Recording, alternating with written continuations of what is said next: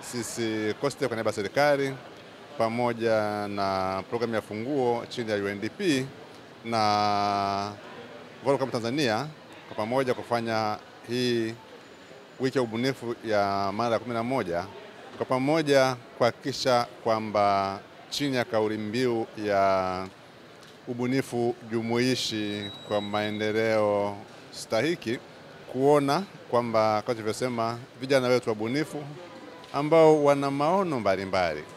Sasa hayo maono yao yanakutana na utekelezaji, kwa sababu hapa wabunifu au bunifu zinakutana na wawekezaji, bunifu zinakutana na sera, watunga sera.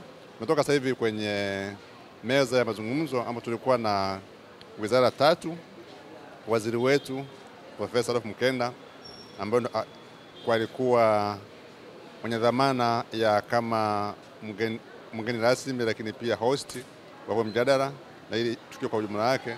Lakini pia tulikuwa na Profesa Kitila Mkumbo pamoja na Mheshimiwa Katambi, kwa pamoja wakijadili, sababu tuna vijana tunasonga ya ubunifu.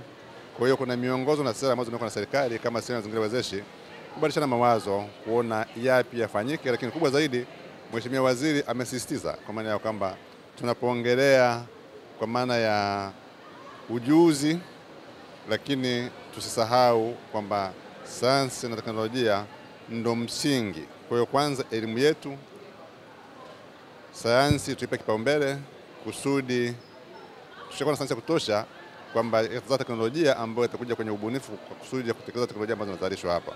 Kwa ujumla imekuwa ni mambo mazuri makubwa, na kama nilivyosema tumeungana kwa mara ya kwanza mwaka huu na Vodacom, lakini miaka ya nyuma tumekuwa tukifanya kati ya COSTECH kwa upande wa serikali na Funguo, ambapo kabla hapo ilikuwa ni HDIF. Kwa ni mwanzo mzuri na tunaamini kwamba tutaendelea kushirikiana, kwa sababu kazi ya serikali kubwa ni kuweka mazingira wezeshi.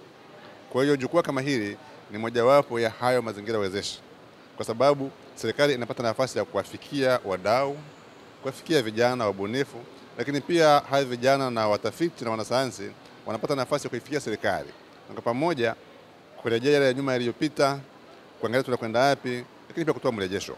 Tumedhamiria tunaboresha elimu yetu.